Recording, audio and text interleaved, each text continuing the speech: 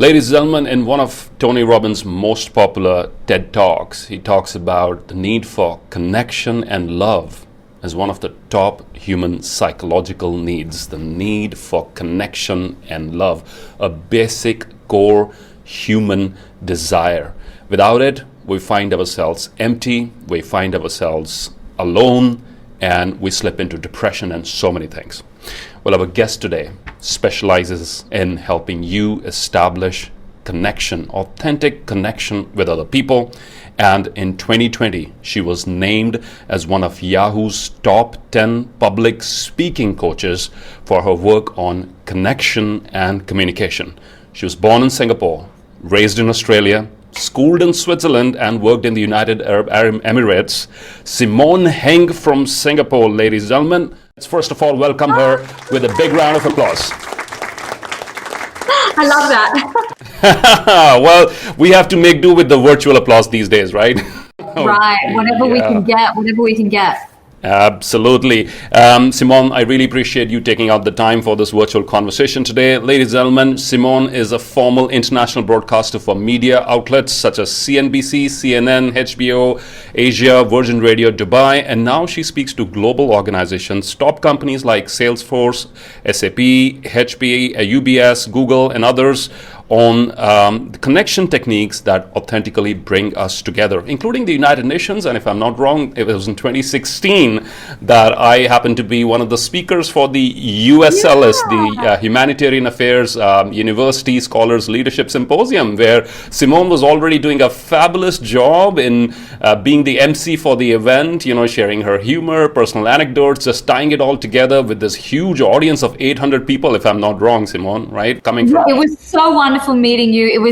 That was really my first introduction into seeing professional speakers at work. I was very lucky that you all were just so lovely, and also seeing non-professional speakers side by side with professional speakers and getting to understand really as an MC at the time what was the difference between people who were there to tell a story, to bring money in for their charities, really worthwhile charities, and people who literally, other people made their profession from inspiring with a message. And so that was really very meta for me. Not only was I getting to speak, but I was also getting to learn a lot within that event. Is both ways. Is the sheer amount of diversity in the room, right? With all these students dressed up in their national costumes. And I do remember, I often say on my profile, I've spoken to more than 85 different nationalities. And guess what? About 70 nationalities happened to be in that room under the same roof together for that one event, which was crazy. Very incredible. Yeah. A great bunch of people. Ladies and gentlemen, Simone is currently based in Singapore, currently also writing her first book on human connection, producing an audio documentary on the same subject with one of the world's leading audio content providers, and we're going to pick your brains on that, having the self-discipline to put... I've signed an NDA, so I will tell you only as much as I'm allowed to say. No problem. She also has a degree from Curtin University of Technology in Communications and Cultural Studies, and also a certificate of higher education from Harvard University's Derek Boggs Center for Learning and Teaching. We have the right person here today to talk to us about human connection, communication, public speaking, and all things about authentically connecting to other people. But first of all, let me get started. I just saw on LinkedIn on my feed one of your photographs in front of a green screen doing a virtual event. Talk to us about your experience transitioning from being there in person, the raw energy, the sheer joy of being in front of a crowd, and the kick that you get out of it, and now moving to green screens. What are the top challenges been in this process? What are the learning outcomes, and what can we share with all these wonderful coaches and influencers and trainers who are tuning into this live conversation right now? Sure, I'm sure you have so much to add on this as well, Simajit. I think it's interesting because I spent many, many years in the media. So the green screen is very familiar to me. HBO Asia, my first hosting job there, I was on green screen. And it's a very frustrating way to work because filming is already very contrived, as we know. Right now, as I'm doing this, I'm giving my eye line to my camera, not actually to my reflection as we do there. All of those things. You're not looking at me then, are you? Sorry? You're not looking at me then. I'm looking at you now, but now I'm looking at the camera. I know. And, these things which are very unnatural, which was a skill in those days, 15 years ago when I started, to make these unnatural things seem very very natural. And then when I became a speaker and you get to work on stage and you get to do it the natural way, it's actually really difficult going back and having to do these things. I mean, I'm really lucky that, organizations seek me out to do it because they know I can do it. But there's so much that people who are broadcasters can actually do to share knowledge online to help every person, because every person is a broadcaster now. So I like to share a lot of free tips about that. I think the biggest thing is it hurts to share a message simply through virtual. So right now, this message that I'm really passionate about, the feedback that I get on it, the sharing I do on it is completely done from within my house. And the irony is the topic is human connection, and I'm producing content alone from it, and then I'm replying to comments digitally on it.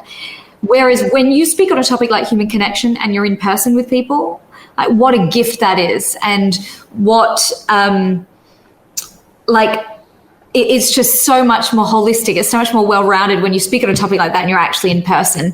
It's often ironic to me, like doing it virtually. It's like, how well can I demonstrate how to do this through? It's like talking about the healing power of a hug, of a real hug, and then not being able to do it, and then just doing it virtually. And I understand where you're coming from. Yeah, I know what you're saying. Yeah.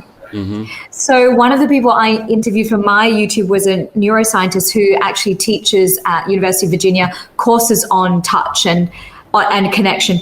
And he actually gets his students to sing at the beginning of every single module, because it creates the same vulnerability that we would have connecting in person, but in the virtual atmosphere. And he taps into something very, very real there, because vulnerability is the key to connection, which is why I always think people sing karaoke in Asia, because East Asians, we're more repressed in terms of talking about our feelings, but yet karaoke is where we let go, and then you see that. Express ourselves, right? Express, and that connection happens.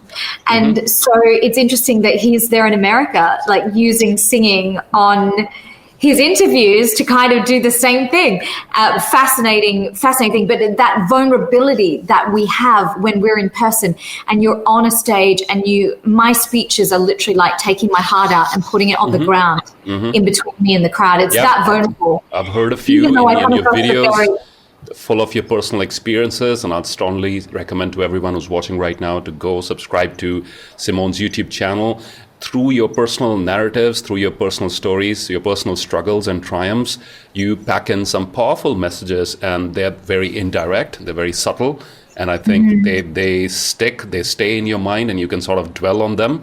So I like the story is the anchor, right? And storytelling is hugely powerful in connection as well. We can talk a bit about that later on if you like, but I think the main thing here is, how do we create that same vulnerability when technology has given us the power to be invulnerable? That's why when you see trolls on the Daily Mail writing comments, they're invulnerable. They don't risk anything. Their face is not there. Their real name is not there. It's easy to lack vulnerability online. You can curate how your life looks. And what I try and do with sharing my message, because I don't have that physical stage, is to be as raw as I can be, and not intentionally. I think it's just who I am to my friends in person, actually. So. No, great. I appreciate what you said about vulnerability is the key to connection. And technology, it comes with its advantages and disadvantages. Disadvantage being right now that if we would be having like a fireside chat on a stage, it would be very different with a real crowd in front of us. There'd be a different energy. But having said that, who knows, perhaps this conversation would not be possible if it would not be for the tools that we have available right now. So it's all about, I think, injecting some more energy into it. It's all about thinking from the other person's point of view. We had to struggle with similar challenges, and what we did was very similar. I'm sure you must have come across James Clear's work on atomic habits. This book called Atomic Habits, and the very first chapter where he introduced the 1% principle, which he talks about the British cycling coach about a decade back, who, when he took over, the team had not won a single gold medal or any medal at all in the Olympics for several years, for more than a decade. What this gentleman did was, he said, let's break down every small component of cycling and let's improve it as much as we can.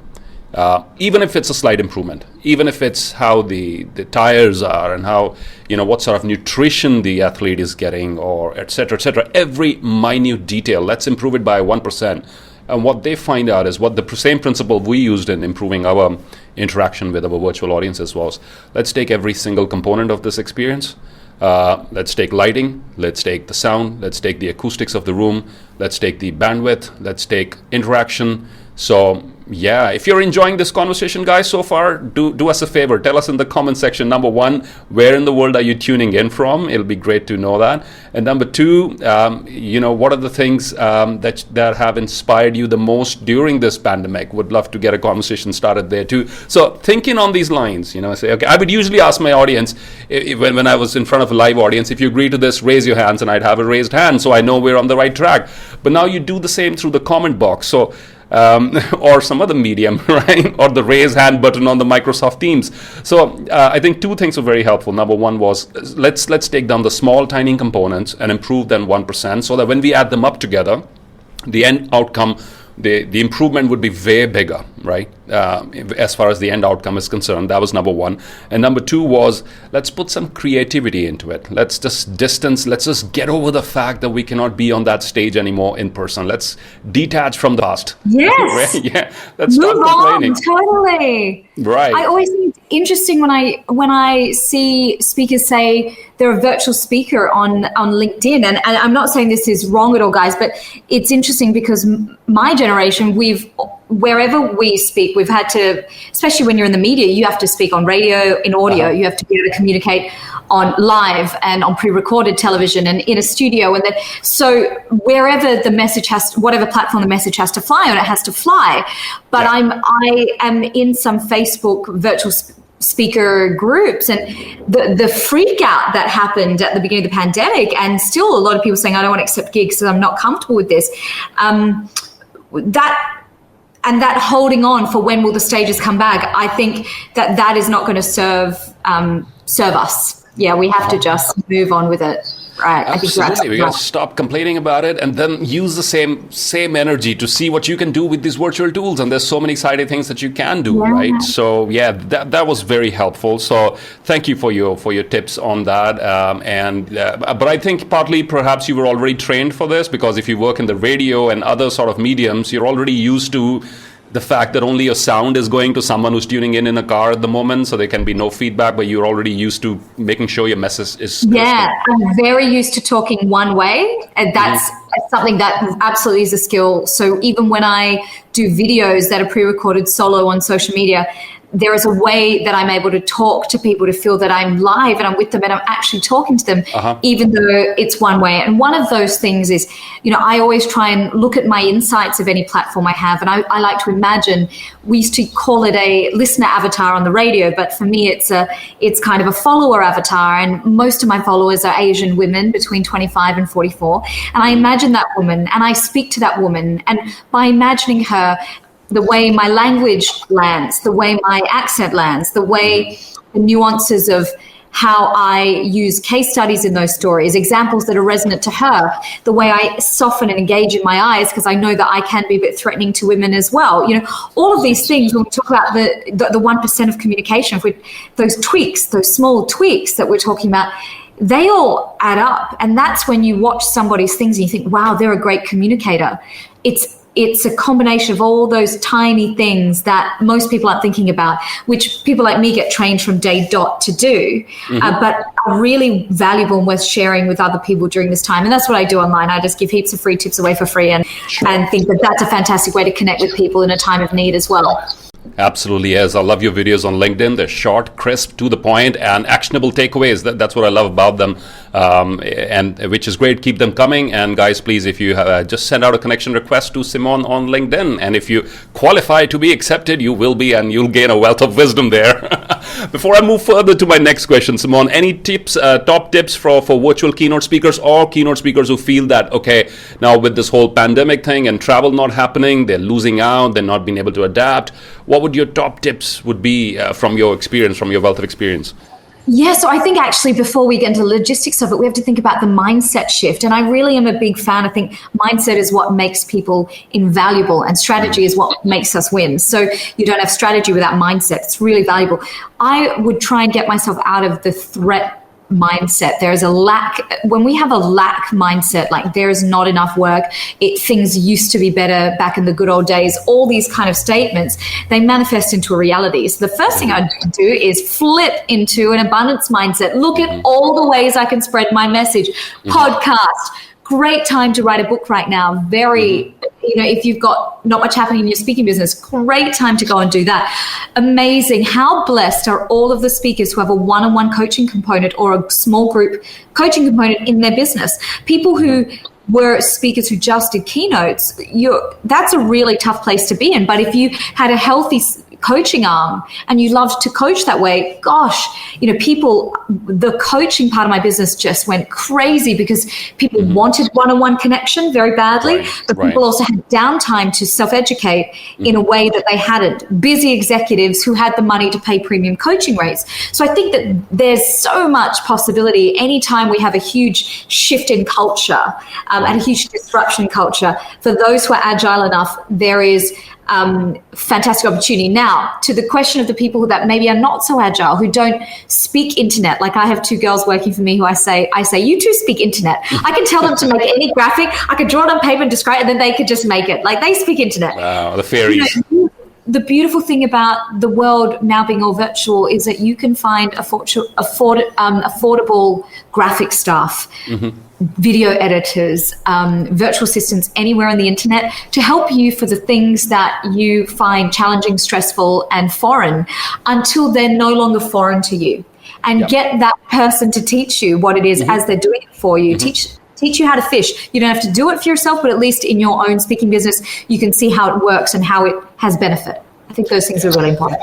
Absolutely. I think the whole thing about having freelancers, having young talent, people who have skills that you don't, so that you can fill the gap, guys. So that you can collaborate on creating something great together. I love that concept. I myself use freelancers, from Fiverr or from Upwork and et cetera, et cetera. It's been very helpful to delegate sort of the things.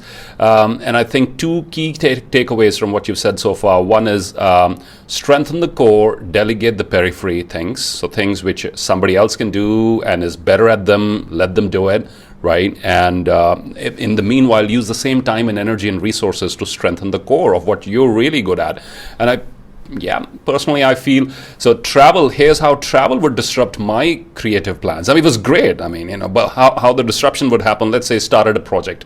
We're going to redo a web page or redo a brochure. And then the next keynote would come up and say, okay, I've forgotten all about it because I'm a single track person. I'd focus all my energy, my time, my creativity on the keynote.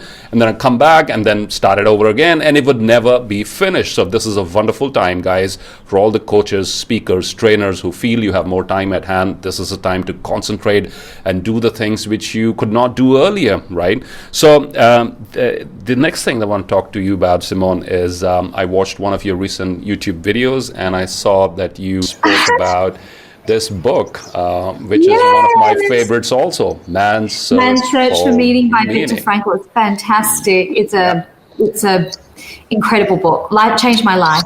And that's the story I want to listen to. What impact did this have on you? How did you discover your purpose? And how can young people who are at a loss right now, who feel they're without direction, they don't have mentors, they feel alone, they feel confused, young 22, 23-year-olds who are making their mistakes, but don't know where things are going to head towards.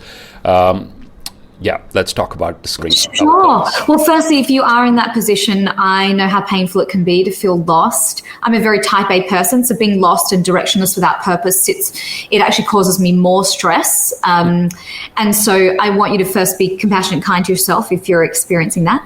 So my story was in 2013, my mother suffered a huge stroke and she ended up in a wheelchair. And I was living in Dubai at the time where Simajit has also lived. And as a good Asian daughter, I always knew, because my father had already passed away from cancer when I was 19, that when the last parent would be in that position, that I would have to go home. I'd been an expat for 10 years and away. And so the pull was there and I went back to Australia. And very quickly, after taking care of my mum and a lot of the associated things that come when someone is paralyzed in your family, I really lost myself and I stopped creating. And I had never connected my identity with being a creative. I identified myself as somebody who worked as a talent in the media. but I didn't realize that at the base of that was this childhood need to create, and I'm still very creative. And I'd lost that along the way. I'd become almost like a commodity in the media industry. I'd lost touch of that connection. So that had already happened prior to this incident, prior to Mum getting sick, but it compounded because I was also in a place, my hometown is Perth in Western Australia. It's very quiet, and people already had established friendship groups. So I was also very lonely, lacking human connection. And it was a perfect storm of all of these different factors that got me going to the doctor one day and saying, look, I keep bursting out in tears while I'm driving my car. I am normally such a highly motivated person. I really don't feel myself. I think that was the biggest thing. Like, I don't know who I am in the mirror anymore. I do not identify this person and her behavior as me. And so he made me fill out what they use in Australia's depression survey. And you have to tick things like, do you want to get out of bed in the morning? And for me, it was like, yes, I want to get out of bed. In fact, I think my frustration was I was trying to do things, but nothing I was creating was landing because my mental space was not good. And that's one thing that I want you to know. If you are tired, lost, purposeless right now, go easy on yourself, because if you're a creative, that mindset actually affects how you produce. So the focus should not be on producing. It should be on getting yourself emotionally to a better place first. Right. So then the doctor, who I learned later through stalking him, like almost 10 years later, is a Korean war vet. He looks at the survey and he puts it down. He says, Simone, you're not depressed. You just need to go back out to a place where you can do what you love in the way you love to do it. Wow. And your prescription today is this book. It's not a large book. He didn't even have it in his hands. He said, it's not a large book.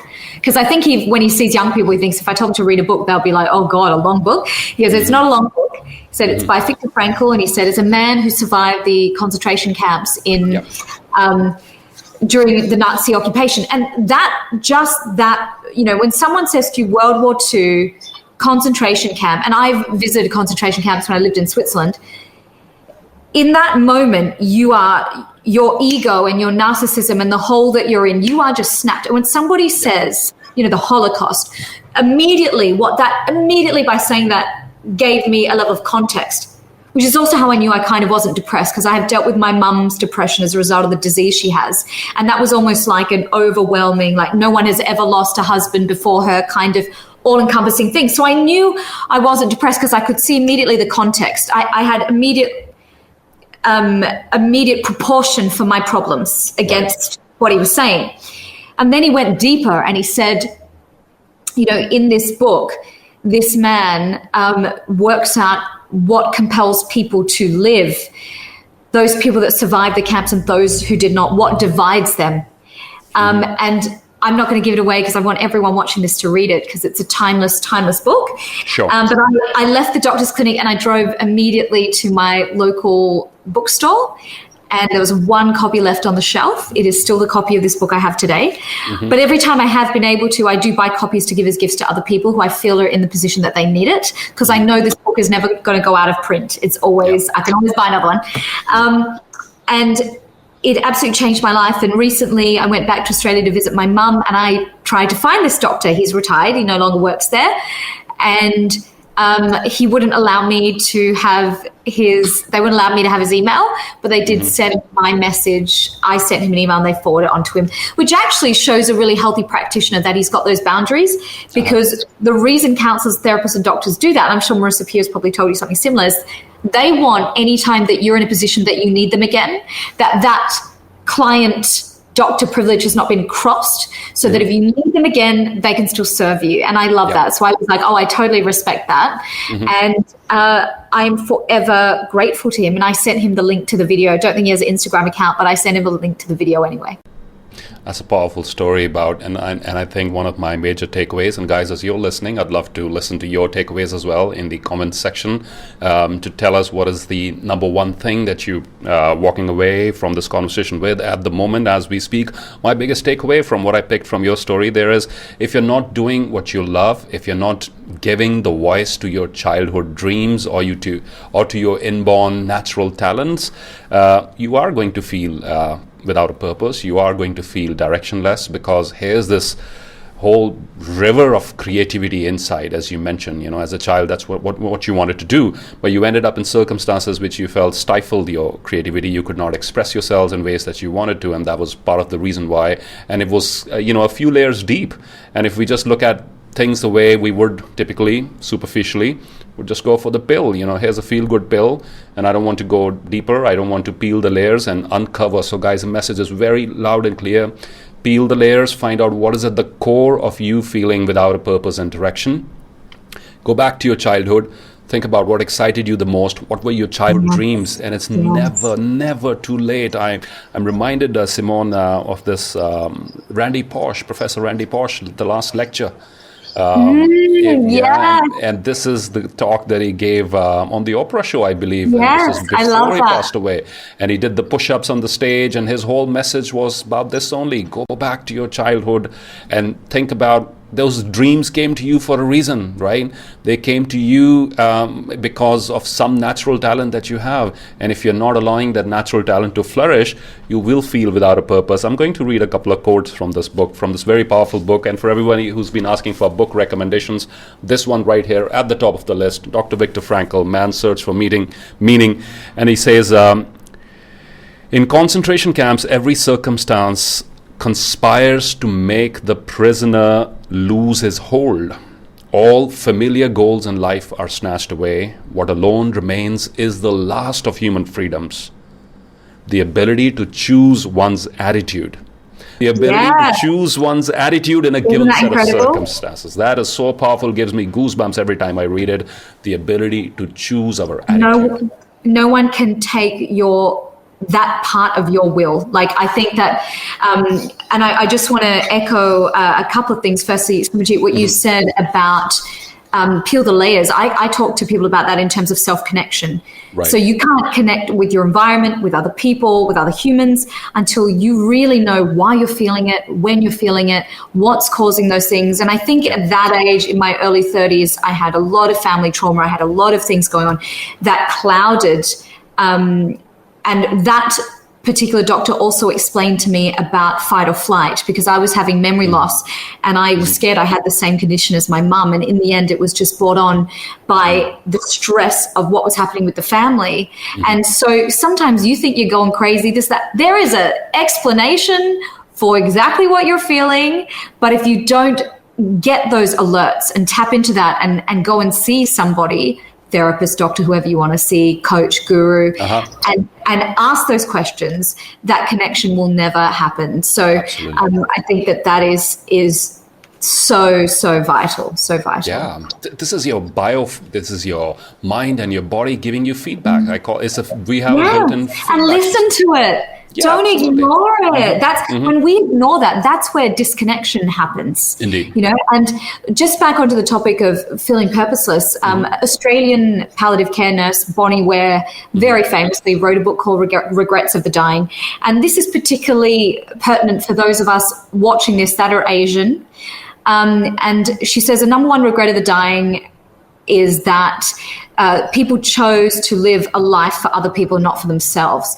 And having sat at my mum's nursing home for hours and hours in that 1.5 years, none of those people on their deathbed are talking about the money they earned, how secure their bank account is, and all of the things that you spend your life building.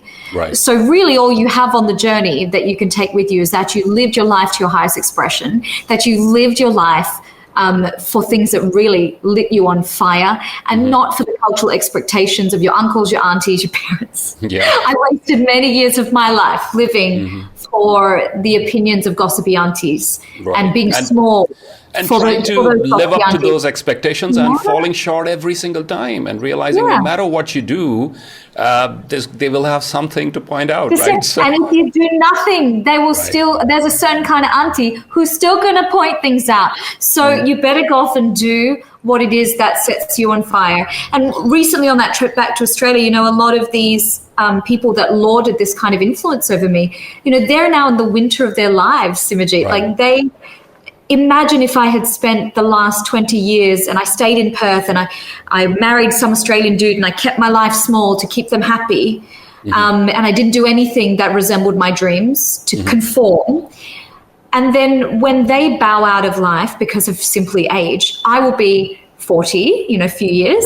Right. They will have bowed out of life and said goodbye. And I would be left with 20 years of something I built that I didn't want to be in. So I'm so glad I honored those dreams. Yep. It was like looking at the fork in the road. It was like going, oh, this is what it could have been. So honor your dreams. You deserve to honor your dreams and back them up with hard work. Love that. Honor your dreams and back them up with hard work. And no matter in what situation you find yourself, you can always start all over again, right? You don't have to say, oh, I've come so far. It's like they have the syndrome in the stock market. If a stock price is going down, I put more money in because I want to average out and make sure my average holding cost goes down, which is sort of the fallacy. So that, I still want to hold on to it. I want to do whatever I can, desperate measures in order to recover this. But hey, things work differently in your life. If you feel you're in a position where you've spent a large chunk of your life doing something that is not making you happy today, don't be afraid to start all over again. You are never too old. Let's let's for everybody, please type this in the comment section. I'm never too old to live the life of my dreams. Let's do it now, right? You're never too old. Before we move on to the next subject of our discussion, and I just want to close the loop on, we've been talking about purpose a lot, and this jumped out from, I have this little reminder to share this in today's conversation from Dr. Viktor Frankl's book. He said, the central theme of existence is suffering. To live is to suffer. To survive is to find meaning in your suffering. So guys, no matter where you are, if you think somebody else's life is perfect, or it appears to be on Instagram or LinkedIn or whatever the medium happens to be, it's not, right? And Simone, I'm sure we can vouch for that. It's not perfect. We have our issues, our things to deal with, and yet we put on our best faces, our best smiles, and do the work that we have to do. That's how we find meaning. Yeah, that you're getting better in life when like the problems just are better problems. I think that when I set up my own business, like my problems are just better problems. And there's a famous quote my friend shared with me, and I think it's from a guru of some kind that she follows, and he says, let life break your heart. Wow. And that's the thing. Like, lean into that suffering. It is there. It will always be there. Let it release and let it do its thing and become more resilient as a result. Because the heartbreak will always be there. Yeah. I love that. Let life break your heart. So don't walk around life, arms folded, being defensive. Disconnected. You may end up safe, but dynamic for life. Right. Is that safety? You may be safe on the journey, but you're not experiencing anything, right? So I love that. Let life break your heart. That's the next takeaway, guys. In the comment section, please, down below, type it in. Yeah, if it resonates with you, because it did with me, I love it. Let life break your heart, which means take those risks, make yourselves vulnerable. Reach out, do things that you have to do. Sometimes you'll win, you'll get the thing that you want to. Other times you'll have experience, and that's even better. So it's going great, Simone. I really appreciate the direction in which this conversation is heading. Now, your niche and area of expertise is a human connection, right? You're a speaker specifically. You're not a motivational speaker. I'm sure the side effect of some of of all of your talks ends up being motivation and inspiration and self-introspection. But your niche is very targeted, very specific, is human connection. So tell us, what is it? What drew you to it? And how can we have more of it in our lives in this tech-driven world? Thank you, Simajit. I think that Simajit makes an amazing point, is that connection is the through line into almost everything we do. And I'll take you back with me to explain this to the tribe when we were evolving as early man. So we had safety in numbers. The tribe kept us safe. We were cavemen with spears, the whole thing. And when we were pregnant and slowing down the tribe, the other tribeswomen would gather food for us to feed our family. If we were injured out in the hunt, the other tribesmen would bring back game to feed our family. And at night when we slept, a different member of the tribe would take turns to keep watch for predators. So the tribe literally kept us safe. And as a result of that, our neurology became crystallized and wired to find safety in numbers. Even in this hyper-modern world that we're living in, we still need connection to satisfy our basic human needs. If you know Maslow's hierarchy of needs, you've got basic needs like your shelter, your food, and just above that is the need for love and connection. So we don't function well without it. This is why trauma of disconnection in childhoods affects people the way that it does. But what is really dangerous in this very digital world that we're living in is when we're removed from the tribe, so back in the cave, if we happened to be cast out of the tribe for whatever reason, our body would go into fight or flight response because we were literally vulnerable to predators, right? Like now we're alone, we can't protect ourselves, we can't hide in the tree forever. And what we're seeing now is where people suffer from loneliness. If you have a bout of loneliness, it's actually great. It's the body's alarm to telling you, you have to go and connect. And we would have all experienced that in the last year. And we can now connect by picking up the phone. We don't have to do it in person if it means risking the COVID, right? But what happens, which is dangerous to us in the way we live now in this very digital world that we live in, is when that loneliness is chronic. When those stress hormones like norepinephrine, cortisol are chronically released into our system over long, long periods of time, and people with depression experience this, it means that we are then at risk of a lot of life-shortening diseases. So things like, and so this is why there's so many studies linking people who experience loneliness to having a much shorter life expectancy. Loneliness is more dangerous than smoking and diabetes. It kills more people than that. So we have to look at this not just as a woo-woo topic that, yes, I tell emotional stories, yes, but it's backed by some really big studies that show how important this is to our ability to thrive. And that's, I think, where a lot of the motivational stuff that I talk about on social media comes from, even though on stages I really do keep it to human connection, is that thriving part does not happen. And I'm very interested in that thriving part, but I know it doesn't exist without the connection part. And I know that because I lived disconnection through periods of my life, my father dying in front of me, my mother becoming disabled, I've lived it. So I've seen how it sabotaged my ability to fly. And I want other people to know, if they don't already through COVID, but I want people to really know that this is not a third, fourth level need. This is really important to us, and particularly for the generation younger than me. I'll post videos about human connection on TikTok and I'll get comments like, I don't need human connection, I need Wi-Fi connection. Because the phone has been the appendage since birth, there is no awareness of how prudent it is. You need this as a skill in the future workforce because people don't have it, and how much craving and thirst there is for connection once a TikTok kid of 12 becomes 20 and doesn't know how to have a conversation and feels socially awkward. Then, I don't want it to get to that point. So I try and share what I can on it. And how I got into the topic was, obviously, I was working in radio prior to this, and the corporation I was working at, people were really disconnected. And this is where I saw the correlation between great content, creativity, and human connection. Wow. I say that disconnected people cannot make content that connects, content that lands. So the toxicity of the workplace was then affecting the quality of the product that went out to the market. And I had never seen that. And I'd worked all over the world in media. And I realized if this workplace is experiencing this, how many other people are experiencing this? And at the very same time this was happening, my mum's disease was getting to the point where she was struggling to remember that my dad had passed away, really forgetting things. So I was having issues connecting with her. So everywhere I looked, connection was like what I call an RSS feed from the universe. It was hitting me in the face. And then I was working with a mentor who's a professional speaker, and I had started to do some research on it and really started to see everything correlate. And I think that's when I realized this is the message that I'm supposed to have, because a lot of connection, if we go beyond the emotional stuff and the science I've just shared, a lot of the tools, the things that become practical for people are actually communication tips, which I know innately from media. So it was a perfect storm of good things this time. Which is fantastic. And I think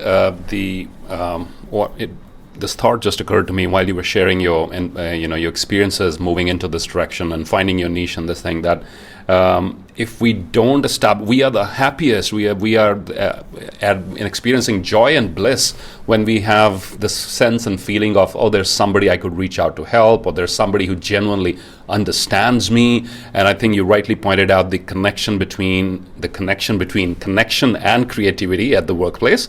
Teams which feel more connected, they have the psychological safety, they create more ideas because they're not afraid of embarrassment or somebody's going to call it out. Absolutely, but they're also more, so they're not doing what I call giving face, which is pretending to like someone when they're really hating them. So they're not in touch with their own feelings, which means they can't sense what the audience is feeling. Do you understand what I mean? Because they are themselves, in addition to all the things you've mentioned. Right. Now, could people have barriers that are stopping them from building connection? Now, it's a great place to be, rightly, and you are sort of championing this cause, rightly so, for tech firms, for everybody, because the more technology we have, and despite knowing this, still our vision of success does not include connection. It includes, that big mansion, that nice new car, that whole lifestyle that we are supposed to have, and then loneliness, right? Could be the connection, community, being part of it.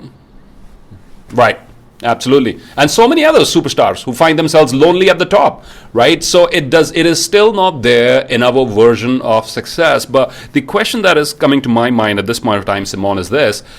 Do we build barriers to connection? So let's say somebody who's slipped into depression and has the urge, knows the need, and wants to reach out and establish a connection, but I'm sure they have a huge role to play in this too, right? It's not a one-way thing. What are the most common barriers have you encountered in people who fail to make connections, and how can we overcome them? Yeah, I think one of the things that I can talk from personal experience, and it's in my Future of Human Connection speech, is at the lowest point of isolation, I started to say to myself, look, I'm the only 31-year-old with a father in a grave and a mother in a wheelchair. And that's, of course, a deep untruth, but that was a seed of a thought that began to enable me to isolate further. And I think, having seen my mum when she was going through depression as well, that it's those kind of thoughts that create the physical barrier. A second thing, and these are symptoms also coming out of the pandemic to do with the social awkwardness, which is related to this, the barriers to connection, okay? Second thing is a yearning to want to be around other people, but the minute you are, freaking out and wanting to be by yourself, because it's so overwhelming because you've been isolated. So people who are depressed, for example, also isolation is correlative with that. So they could probably have started self-isolating and not wanting to answer phone calls or be around people, but there still might be a tiny seed of wanting to see people, but it's just too overwhelming. Right. Another thing that happens is also oversharing. So we would have seen this during the pandemic. Oversharing is actually a barrier to connection because it repels connection. So I'll give you an example. At one point, my mum, and I know because on radio they incentivized us to overshare for entertainment, which is also my objection to having been in that line of work. But, my mum was so lonely towards just before having her stroke that she would go to the mall just to buy things so she could talk to the lady at the checkout counter and then tell her whole life story. And of course, then the person at the checkout counter is like, whoa, too much. So vulnerability is a dance. So it starts with what I call self-disclosure. And that is where we can give small bits of information about our day or our favorite food. And we're looking for cues and feedback from the other person to build rapport. Do they reciprocate? So I'm like, right. Oh my God, I absolutely love nasi lemak, my favorite Singapore dish. Oh my God, here down the road, there's the best nasi lemak restaurant. That's the banter. Oversharing, giving vulnerability before there's trust is oversharing. Wow. So if you can see that showing up in your life, that means you're actually really thirsty for connection. Underneath those layers, you're actually lonely. And I did that for many, many years of my life. I always say I was confident like a con artist. I wasn't truly confident from inside. I was confident like a con artist because it was always veiled, like it was oversharing, not true vulnerability. There wasn't a listening. There was only a telling. So connection is a delicate dance. And those are just a few things that are coming out of the pandemic. And of course, people having outbursts because they're misreading social cues. So obviously outbursts are also a barrier to connection. So that's happening because we've been socially distanced. So the nuances of picking up people's feelings, sometimes we can tread on toes the wrong way. So my key to all of these post-pandemic or pandemic awkwardness, connection barrier issues is basically to try and listen first. That's a really great way to start. If you're gingerly putting your toe in before you're ready to kind of share your first bit of self-disclosure, connect with another person, just listen and see their mood and then build rapport. And then rapport is a whole other thing with tips on how to build rapport. But I think there are the worst barriers to connection are actually the psychological ones, the ones that we tell ourselves to keep us alone. that no one likes us, that we're not good enough. You know, those are the things that keep us alone. Yeah, and I remember Marissa Peer talking in her interview. Yeah, you're a big fan of Marissa's. Massive fan. Yeah, huge fan. Wonderful human being. And I think we spoke for about 45 minutes. And the one thing that has stayed with me ever since, it's been more than a year now, is I am enough. And I love that philosophy. And I've probably heard those words before somewhere in some motivational quote somewhere. But the way she builds up to that message, that's a central message, I am enough. So that got me thinking that in order to build healthy relationships outside with other people, I also need to build a healthy relationship with myself first, not coming from a place of being needy or being insecure, but also so that the rendezvous that happens with the other person lifts the emotions of both the people at the moment. So it's not just me saying, hey, look, I'm empty, can you fill me up with something, you know, I need your attention, etc. We cannot have good connection with others without great self-connection with ourselves. So a lot of the stuff Marissa shares is traditional therapy. I know she has her own, but the reason she resonates so much with me is a lot of the therapy I've done is very much the same wording and the same school of thought as Marissa. And one of the things that will come up again and again as what they call limiting belief for a lot of people in therapy is, I'm not good enough, I'm unlovable, I'm unworthy of love. These are like really, really common.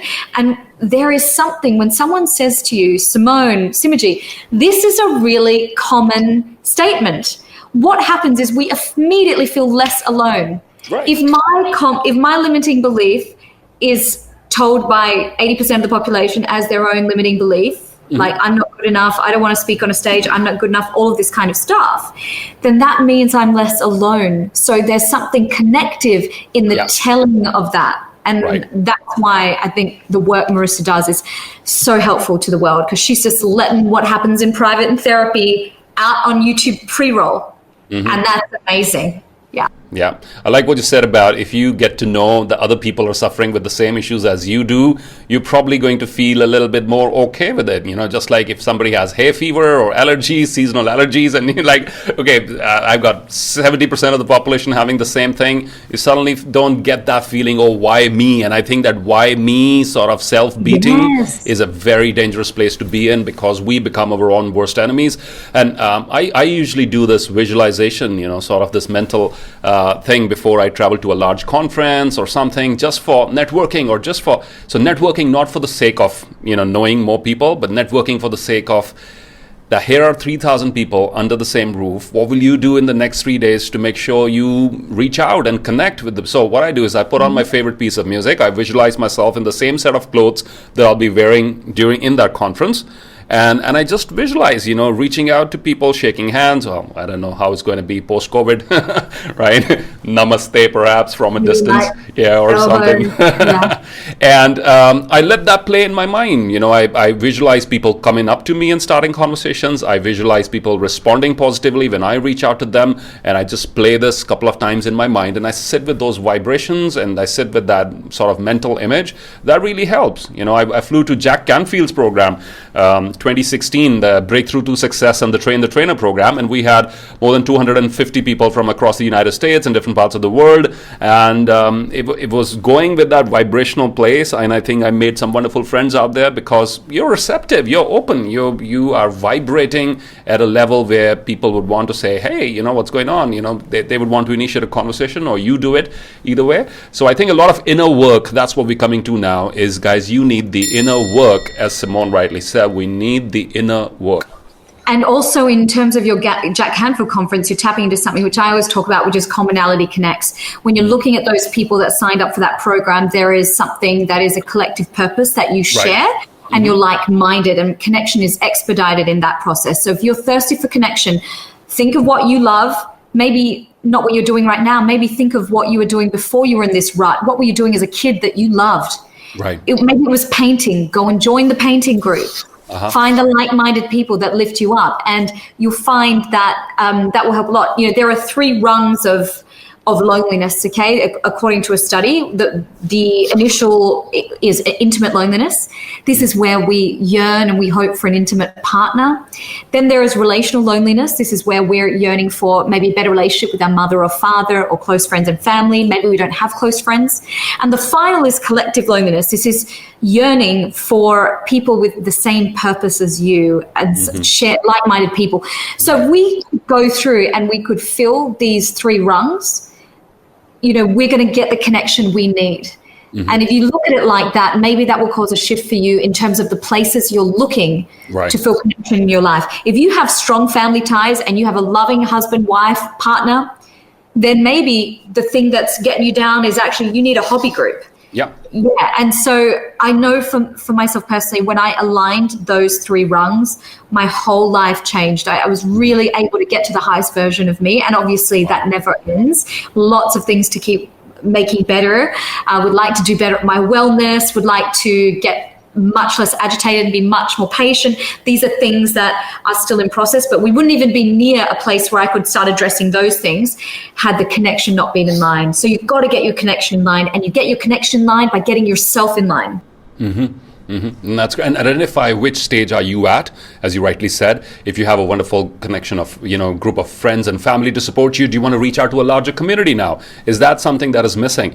Or to a noble cause, or contribute or serve? And I think my personal, the way I look at it is, we have to take initiative. We should not, like your hobby group is not going to approach you and say, hey, we think you have the sort of painter in you, and would you like to come and join us? And that might happen once in 1,000 times. That might happen very rarely, but take that initiative, right? Identify. On some of my worst days, just doing an FB live could brighten things up. Yes. For me. Yes. Agreed. For me, posting content that touches people and responding to their comments definitely makes me feel more connected to like-minded people, for sure. Because I don't really have I have a few friends like that in Singapore in the speaker field, in the coaching field, but not a huge amount. A lot of them are girlfriends my age overseas in the same line of work. And so we do it digitally, and you can absolutely, in the current environment we're experiencing, do it digitally, but I would recommend when we can go back in person, technology is the aid, it's the support to in-person connection. But because of the oxytocin we need from touch, eventually we will need that in-person connection again. And people are already craving it, so they know that. Yeah, and it's going to come back, and things will come back to normal, even better than before. But in the meanwhile, guys, just understand it's the little things that make life better. It's the little things. It's the small gestures you do for others or others do for you. They make life worthwhile living. So we anticipated about 45 minutes for this conversation. It's been 52 minutes of a lot of wisdom and, a lot of tips and strategies on building connection. Before we let you go, Simone, 2 very important questions. One is, talk to us about your online community, courageousspeaking.com, and what is it all about, and how can people enroll, and how does it add value to people? Sure. So I set up courageousspeaking.com this time, April of last year, at the height of the pandemic. We started working on it. And it is a membership community, annual membership for people who want to become better communicators and connectors, and actually connect with their authentic voice is my most important thing that makes the community different. And how it adds value is I give next level cutting edge communications tools from my time in broadcasting, as well as my time as a speaker, for literally almost student-friendly prices. So $15 a month is all it is to be part of that community. And guys. Because there's a huge community we have, especially on YouTube, Simone, and they're all hungry they want to improve their communication skills. That's number one skill in demand in the Indian subcontinent right now, for whatever reason. Love that. Yes, so guys, head over to Simone's YouTube channel, reach out to her for courageousspeaking.com for discovering your authentic voice. Love that. Yes, please. Thank you so much. And the second question, Simajit, if you can remind me again, I got so excited about that one. No, it's Courageous Speaking, and what does it help people? I mean, what are the top tips you'd like to share with the viewers right now? I mean, I don't want you to give away the whole thing, but maybe two or three things that you feel that I feel machines are getting better. They are getting so much better at artificial intelligence and machine learning, and they pick up random patterns, and they're improving, self-improving. Human beings, we're not getting better at the things that we are supposed to be doing: empathy, understanding, communication, all these things. So please share with us from your perspective of courageousspeaking.com. What are the top things people who are listening right now, corporate professionals, youngsters, entrepreneurs, what are maybe the top 2 or 3 things we can incorporate into our mindset to become better at the art of connecting and communicating?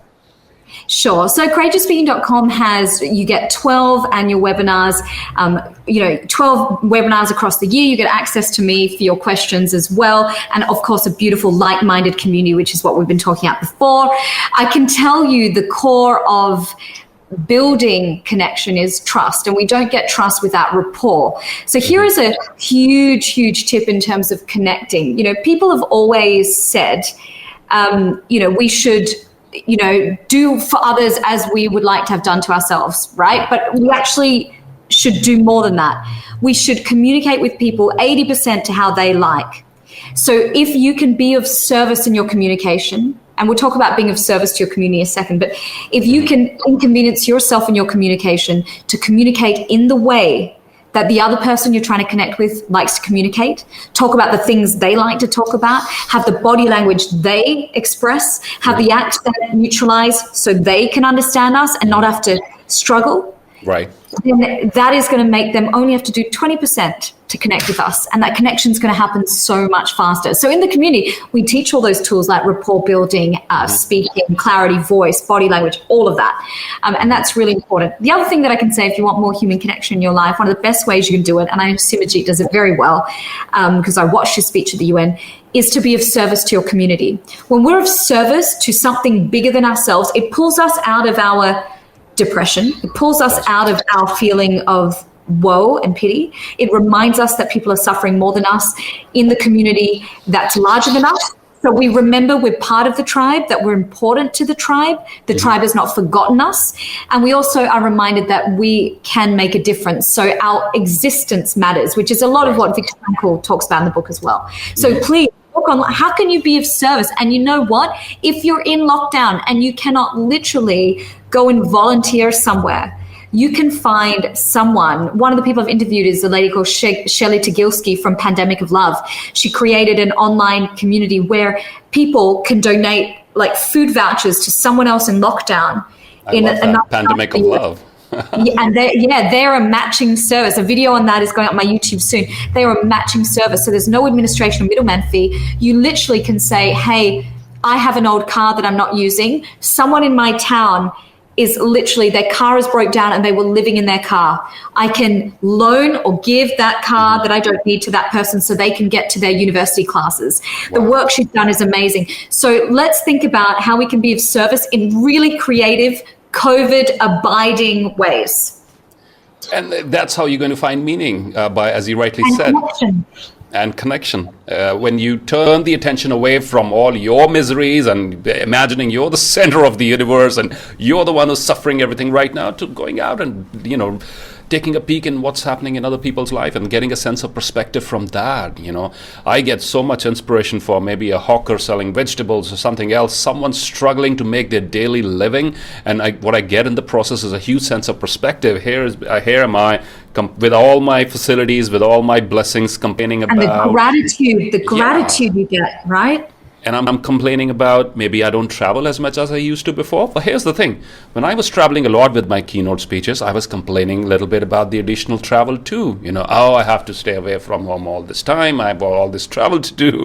So this has been a great period of self-reflection, saying, hey, perhaps were you slightly complaining about the excess travel then, and now you're complaining about no travel now? So maybe it's part of my perspective to complain about how things are at the moment. Maybe I need to shift that a little and look at what do I have at this moment that I can use? What blessings do I have? What are the issues other people are struggling with? And how can I get that sense of perspective to tell myself things are not bad after all, right? So as we come close to this beautiful, deep conversation here, I want all of you to type in the comment section, life is beautiful. Do it now, please. Life is beautiful. Take a deep breath in, inhale with us. And maybe think of the one or two things that you're grateful for in your life. The ability to listen and tune in into this conversation right now. The clothes that you're wearing, the house that you live in, the family that you have, and all the good things in your life. Take another deep breath in. And just dwell on these blessings. Fantastic. And that's how we do this. We should do this ideally very often, because our tendency is we blow the negative stuff out of proportion. One thing not working well, oh, my internet connection is not working well, or this thing is not working right, and we blow it out of proportion and let that one missing thing overshadow everything else. Simone, it's been a wonderful conversation, way longer than we anticipated. I really appreciate your time, your energy, your vulnerability to share so many of these personal anecdotes, which I'm sure would have been a great value addition for everybody who's listening in right now. In the description of this video, whether it's on YouTube or LinkedIn, you'll find links to Simone's website, her coaching program, and other resources. Any parting words of inspiration before we say goodbye to the audience? Just remember, life is beautiful, and be in connection. Wow. Love those words. Life is beautiful and be in connection. Keep in touch, guys. This was Simone Heng from Singapore for all of us. Simone, thank you once again.